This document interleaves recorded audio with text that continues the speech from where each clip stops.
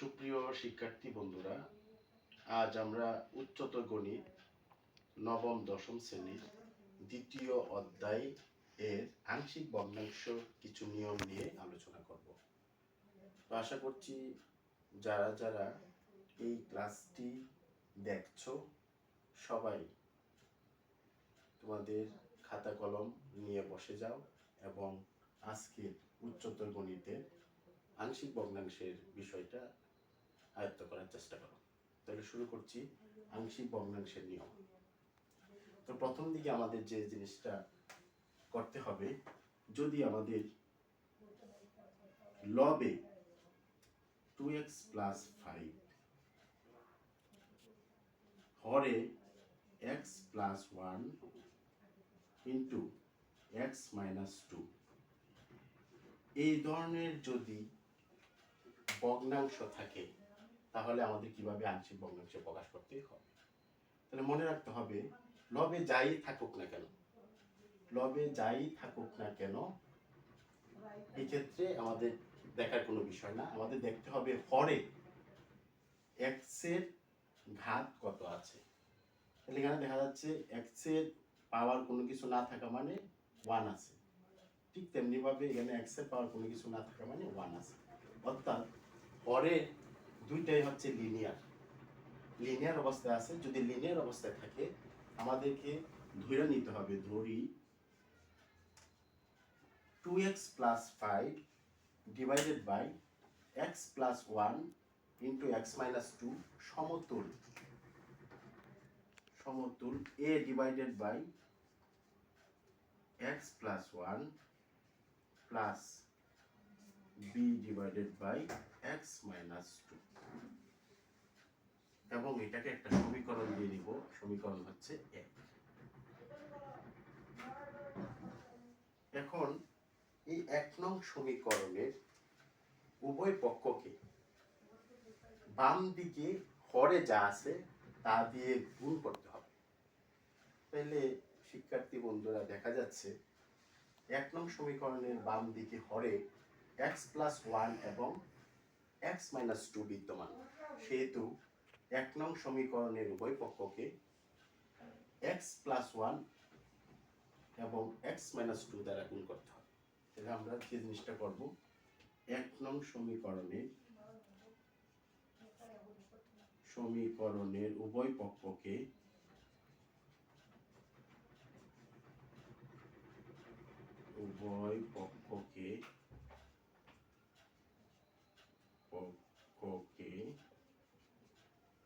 x + 1 into x - 2 দ্বারা গুণ করে পাই।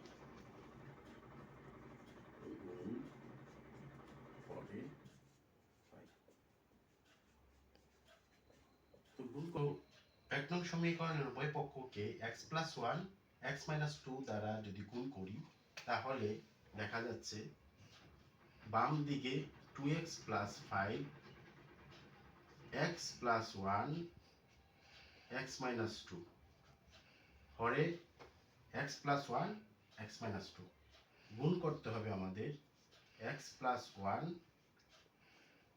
ইন্টু x - 2 দ্বারা। তো এখানে দেখা যাচ্ছে আমাদের পাওয়া যাচ্ছে a ডিভাইডেড বাই x + 1 সাথে গুণ হবে x + 1 ইন্টু x - 2। ঠিক তেমনি ভাবে b এর সাথেও গুণ হবে x + 1 ইন্টু x - 2। তো শিক্ষার্থী বন্ধুরা, এখন দেখা যাচ্ছে আমাদের বাম দিকে হরে x + 1 ইন্টু x - 2 গুণ করা হয়েছে x + 1 x - 2 দ্বারা। তাহলে উপরে x + 1 নিচে x + 1, উপরে x - 2 নিচে x - 2 ক্যান্সেল হয়ে যাবে। x - 2 cancel. ডান দিকে দেখা যাচ্ছে x + 1 উপরে x + 1 নিচে ক্যান্সেল। b এর সাথে দেখা যাচ্ছে x - 2 উপরে x - 2 নিচে। তাহলে কি পাওয়া যাচ্ছে আমরা একটু দেখি। বাম দিকে পাওয়া যাচ্ছে 2x প্লাস 5, ডান দিকে পাওয়া যাচ্ছে a into x minus 2 plus পাওয়া যাচ্ছে b ইন্টু এক্স প্লাস 1, এবং এটাকে একটা সমীকরণ দিব। এই সমীকরণটা হচ্ছে সমীকরণ 2। তাহলে শিক্ষার্থী বন্ধুরা, তোমরা সহজেই বুঝতে পারছো যে সাধারণ নিয়মের আংশিক ভগ্নাংশের ক্ষেত্রে আমাদের এই পদ্ধতিতে 2 নং সমীকরণ গঠন করতে হবে। এখন 2 নং সমীকরণ গঠন করার পরে আমাদের যে কাজটুকু করতে হবে সেটা হচ্ছে 2 নং সমীকরণে b এর মান 0 করার জন্য x এর মান কত ধরতে হবে, প্রথমে এটা নির্দিষ্ট করতে হবে। তাহলে শিক্ষার্থী বন্ধুরা দেখো, b এর সাথে আছে x প্লাস 1, তার মানে x এর মান যদি আমরা -1 বসাই তাহলে b টা 0 হবে। b 0 যদি হয় তাহলে আমরা a এর মান পাবো। তাহলে আমরা সমীকরণ 2 এ x এর মান b যদি 0 করতে হয় তাহলে কি বসাতে হবে? হ্যাঁ শিক্ষার্থী বন্ধুরা, তোমরা বুঝতে পারছো যে x এর মান অবশ্যই মাইনাস বসাতে হবে। তাহলে আমরা 2 নং সমীকরণে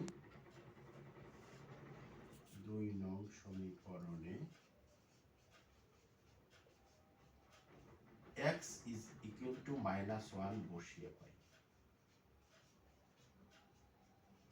2 নং সমীকরণে x equal to -1 যদি বসাই তাহলে পাওয়া যাচ্ছে 2 into -1 plus 5 a into x এর মান -1 সাথে -2 plus b -1 plus 1। তার মানে দেখা যাচ্ছে 2 এর সাথে -1 গুণ করলে -2 plus 5 a -1 এবং -2 মিলে হয়ে যায় -3 প্লাস b +1 এবং -1 মিলে হয়ে যায় 0। তাহলে শিক্ষার্থী বন্ধুরা, তোমরা দেখতে পাচ্ছ বাম দিকে পাওয়া যাচ্ছে -2 প্লাস 5, ডান দিকে পাওয়া যাচ্ছে a into -3 plus b into 0। b কে আমরা জানি 0 দিয়ে যদি গুণ করি তাহলে 0 হয়ে যাবে। b কে 0 দিয়ে গুণ করলে কি হয়ে যাবে? 0 হয়ে যাবে। তাহলে শিক্ষার্থী বন্ধুরা, আমরা একটু উপরের দিকে যতটুকু করছি একটু মুছে দিব, মুছে দিয়ে আমরা এটা করার চেষ্টা করব।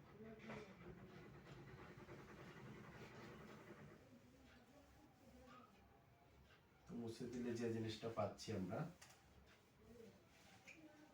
-2 প্লাস 5, -2 প্লাস 5 যদি আমরা করি তাহলে পাওয়া যাচ্ছে প্লাসের 3, পাওয়া যাচ্ছে হচ্ছে 3। ওইদিকে পাওয়া যাচ্ছে আমাদের -3a, b ইন্টু 0 মানে হচ্ছে 0, বা আমরা যদি পক্ষান্তর করি -3a বাম পাশে আসলে 3a হয়ে যাবে প্লাসে, আর ওই পাশে 3টা প্লাস ছিল এদিকে আসলে হবে -3। তার মানে a এবং 3 গুণ সম্পর্ক, তাহলে a ইজ ইকুয়াল টু ডান দিকে আসলে 3টা হয়ে যাবে ভাগ, -3 কে 3 দ্বারা যদি আমরা ভাগ করি তাহলে পাওয়া যাচ্ছে আমাদের a ইজ ইকুয়াল টু -1। তাহলে a এর মান শিক্ষার্থী বন্ধুরা আমরা পেয়ে গেলাম হচ্ছে -1। তো শিক্ষার্থী বন্ধুরা, আমরা a এর মান -1 পেলাম। এখন আমাদের কাজ হচ্ছে এটাকে 0 করা।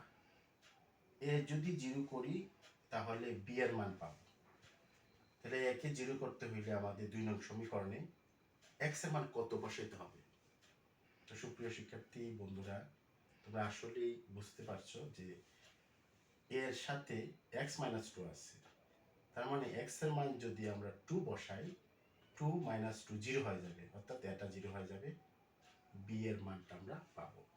তাহলে আমরা 2 নং সমীকরণে x এর মান 2 বসাবো। তাহলে আমরা বসিয়ে দেই যে 2 নং সমীকরণে x is equal to 2, x is equal to 2 বসিয়ে পাই।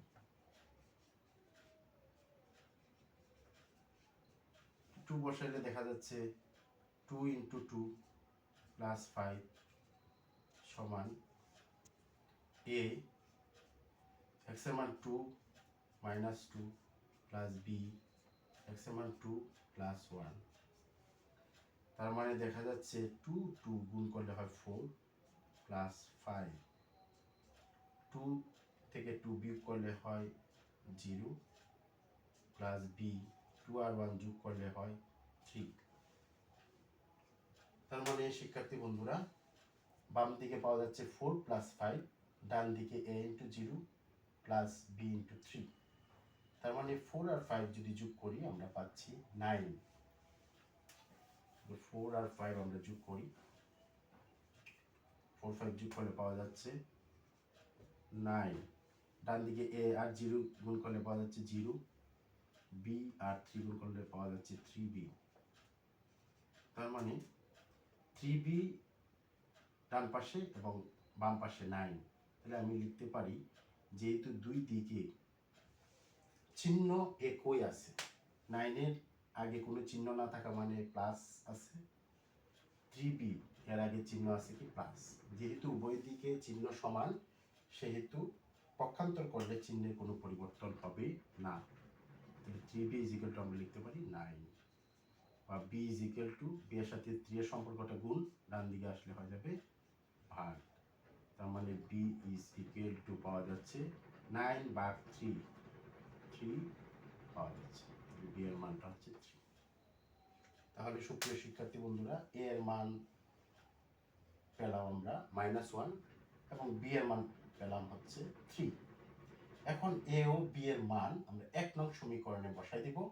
বসাই দিলে আমাদের আংশিক ভগ্নাংশে প্রকাশ হয়ে যাবে। তাহলে শিক্ষার্থী বন্ধুরা আমরা 1 নং সমীকরণে a ও b এর মান বসিয়ে দিই।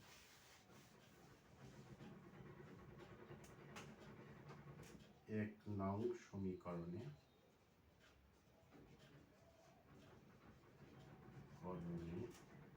a ও b এর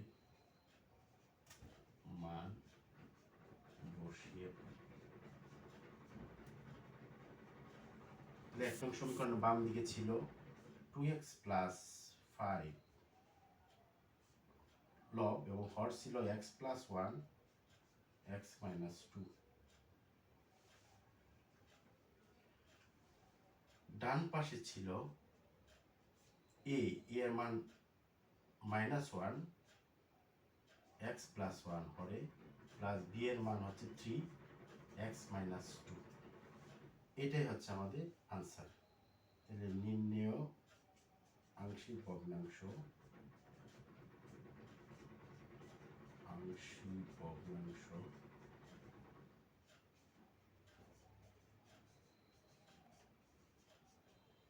নির্ণেয় আংশিক ভগ্নাংশ -1 x plus 1 plus 3 divided by x minus 2।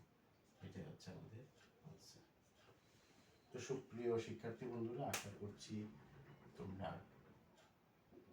সাধারণ নিয়মে আংশিক ভগ্নাংশ খুব সুন্দরভাবে বুঝতে পেরেছো।